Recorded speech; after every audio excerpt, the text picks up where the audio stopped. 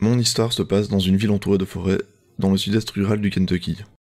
C'est une petite ville dont vous n'avez probablement jamais entendu parler, ses habitants effectuant des va-et-vient à flanc de montagne.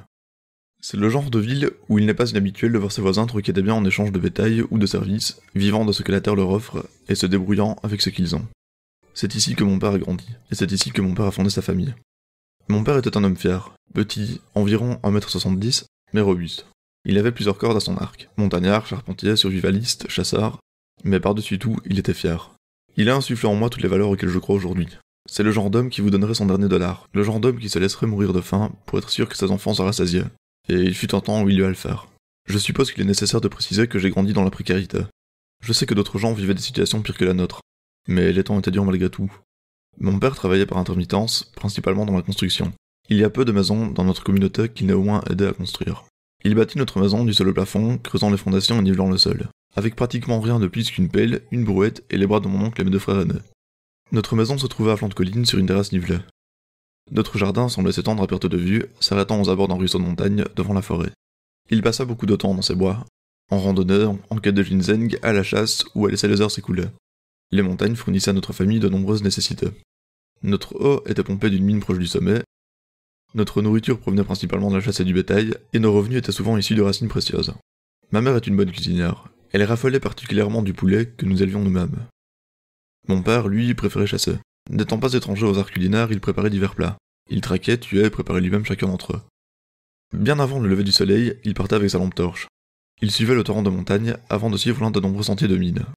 L'un de ces chemins passait près d'un vieux cimetière, depuis longtemps oublié par le reste du monde. Certaines pierres tombales dataient des premières années du 19e siècle.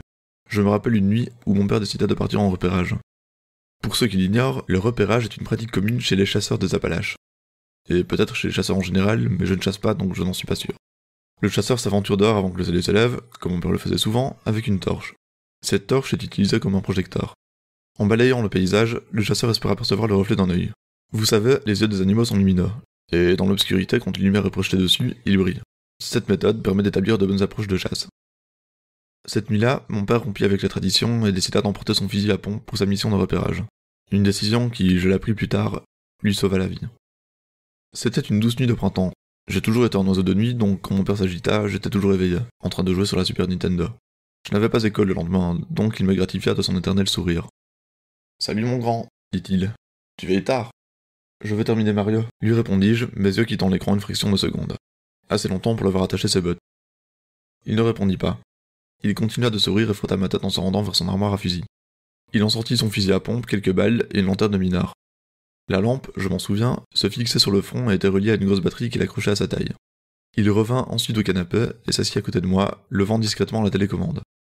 Il attendit que je termine mon niveau. « Mais pause, me demanda-t-il. Je dois vérifier la météo. » Je lui obéis et il zappa plusieurs chaînes. Il regarda, tandis que le présentateur annonçait le temps et semblait satisfait. « Pas de pluie aujourd'hui, » acquiesça-t-il. « Très bien. » Il rechangea de chaîne et se tourna vers moi. « Parfait, tu peux retourner à ton jeu. Je sors. Je serai de retour dans quelques heures. Quand ta mère se lèvera, dis-lui que je rapporte de quoi manger. Ce soir, on mange du lapin. » Il m'embrassa sur le front en se levant. Je lui souris, tandis qu'il bifurquait dans le couloir vers la porte d'entrée. J'entendis la porte se refermer et ses bottes claquaient tandis qu'il quittait le porche, descendait les marches et le jardin, le bruit de ses pas s'effaçant tandis qu'il s'éloignait. À partir de là, je ne suis pas en mesure de garantir la véracité de mon histoire. Mais je peux vous assurer que l'homme qui revint n'est pas l'homme qui était parti. Ne vous trompez pas, mon père est bien revenu.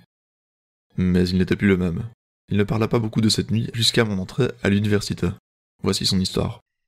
Comme de nombreuses autres nuits, il escaladait la montagne via une piste qui longeait le ruisseau. L'air était tiède et calme. La lune et les étoiles scintillaient. Il n'y avait aucun nuage.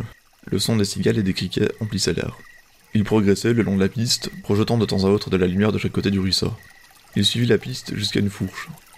À sa gauche se trouvait son chemin habituel. Plus loin se trouvait une ancienne décharge d'ardoise, au-dessus de laquelle se trouvait une goulotte de charbon abandonnée. Il alluma sa lampe frontale en direction de ce chemin et le contempla. Il avait discuté avec ses amis chasseurs, et ils avaient mentionné un excellent emplacement près du cimetière abandonné. Un terrier de lapin était apparu dans le cimetière, et ils avaient tous eu la chance en chassant là. À droite, le chemin longeait le ruisseau en direction de la mine, d'où nous puisions notre eau. Il passait par le cimetière dans lequel les lapins résidaient. Après réflexion, il décida de suivre le ruisseau et de poursuivre sa route vers le cimetière. Après son arrivée, il balaya les tombes avec sa lampe. Si un terrier se trouvait là, les lapins n'étaient pas très actifs cette nuit. Il se fraya un chemin entre les tombes, puis décida finalement de continuer sa route. Il retourna vers le sentier et s'arrêta. Il pourrait revenir sur ses pas vers la décharge ardoise. Au minimum, pensa-t-il, il pourrait couvrir des terres où il avait l'habitude de chasser. Au lieu de cela, il décida de poursuivre sa route vers le sommet de la montagne. Il ne marchait pas depuis longtemps lorsqu'il remarqua un phénomène étrange. La lumière de la lune et des étoiles avait disparu. Il était entouré d'obscurité. Les nuages recouvraient le ciel et au loin, quelque part, une lumière scintilla. Il compta les secondes jusqu'au tonnerre. Le ciel rugit puis devint silencieux. Il ne pleuvait pas. Silencieusement, il observa les alentours, cherchant la lumière de chaque côté de la piste. Après une brève pause, il se remit en marche. Tandis qu'il marchait, il remarqua autre chose. Discrètement, régulièrement, ces bruits de pas se répétaient. C'était inhabituel. Si vous avez déjà arpenté une montagne boisée, vous avez dû remarquer qu'elles ont l'oreille attentive et ne répètent jamais ce qu'on leur confie. C'est à ce moment que le silence le consuma. Les cigales, les criquets, les chouettes, tous s'étaient tus. Mon père s'arrêta et éclaira autour de lui. Il ne vit rien, donc il poursuivit sa route. L'écho disparut pendant un moment puis réapparut. À chaque pas qu'il faisait, il entendait un autre pas retentir simultanément derrière lui. Quelqu'un ou quelque chose le suivait, le traquant furtivement et délibérément. Il s'arrêta à nouveau et l'écho fit de même. Il projeta à nouveau sa lumière autour de lui, dans toutes les directions, vers le bas de la piste, dans les arbres, même en l'air. Rien. Il observa attentivement les environs. C'est alors qu'il remarqua une autre piste, à moins d'un mètre de lui, de l'autre côté des broussailles. Sans un bruit, il commença à élaborer un plan. Il décida de se remettre à marcher, et quand l'écho reprendrait, il ferait un autre pas, mais s'arrêterait avant de toucher le sol. Si c'était un simple écho, s'il imaginait des bruits ou si son esprit lui jouait des tours, alors l'écho s'arrêterait également. Il se remit en chemin, et peu après, l'écho réapparut. Il attendit le moment propice, il fit un pas et l'interrompit à mi-parcours. Son pied se trouvait à quelques centimètres du sol. Le son résonna dans tout son corps. Des frissons lui parcoururent l'échine. Il tourna sur lui-même, projetant à nouveau sa lumière, mais ne vit rien de plus que la pénombre. Il se remit en route, accélérant le pas. Une fois encore, il pouvait entendre les bruits de pas derrière lui. Sauf que cette fois, il n'imitait plus les siens. Ils étaient plus rapides, plus bruyants. Il lui apparut à ce moment que son chasseur, peu importe ce qu'il était, ne cherchait plus à rester discret. Il chargea son fusil tandis qu'un autre plan se formait dans son esprit. Il décida de franchir les broussailles pour atteindre le chemin qui longeait le sien. Là, il attendrait que la chose le dépasse et changerait la donne. Sans hésiter, il éteignit sa lampe, franchit les broussailles et se tapit dans l'ombre. Les bruits derrière lui continuèrent sur la piste avant de s'arrêter apparemment quelques mètres plus loin. Ensuite, la chose franchit les broussailles. Ça se tenait à côté de lui. Son estomac se retourna tandis qu'il tâtonnait pour retrouver sa lampe.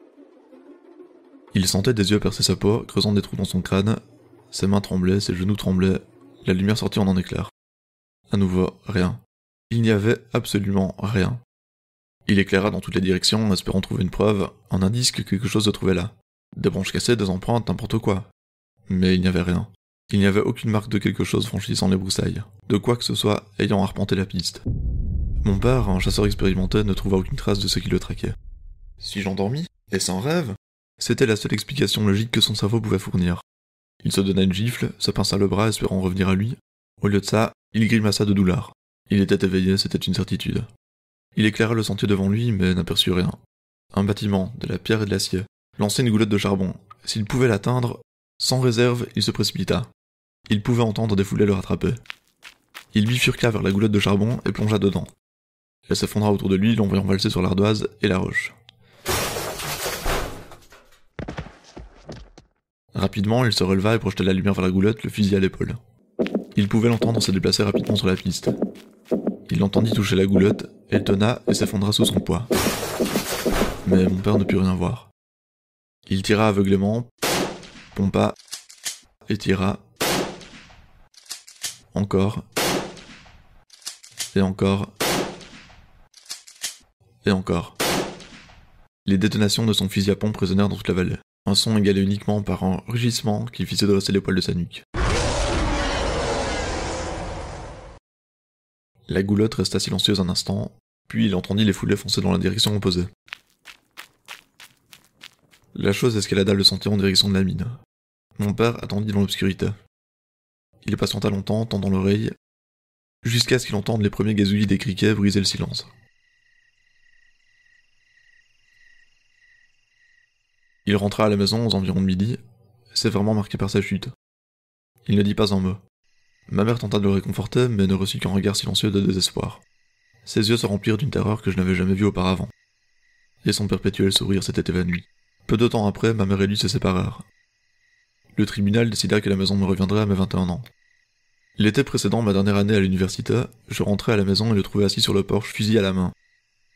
Il avait depuis longtemps érigé une clôture de sécurité tout autour de la propriété. Il me raconta son histoire, et il me confia qu'il continuait de l'entendre.